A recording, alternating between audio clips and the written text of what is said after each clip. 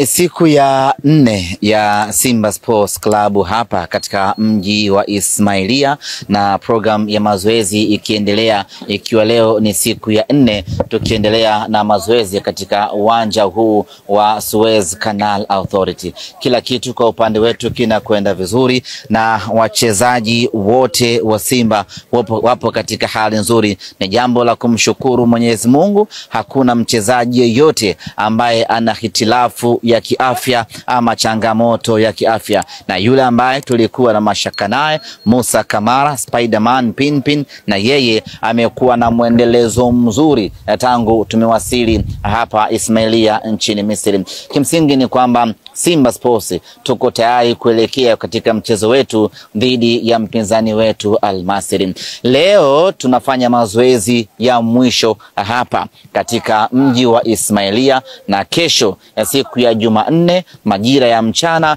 tutaondoka hapa Ismailia na kuelekea katika mji wa Suez, ambako ndio mji tutakaochezea mchezo wetu na mpinzani wetu. Ni takriban masaa mawili hivi kutoka hapa Ismailia mpaka katika mji wa Suez, na huko tutaondoka hapa majira ya mchana, tafika majira ya jioni, na jioni majira ya saa 12 tutafanya mazoezi katika uwanja wa Suez, ambao ndio uwanja wa mchezo wetu na mpinzani wetu Al Masry. Kila kitu logistic nzima za usafiri zimekaa vizuri. Tunasubiri tu safari ya kuelekea katika uwanja wa mapambano.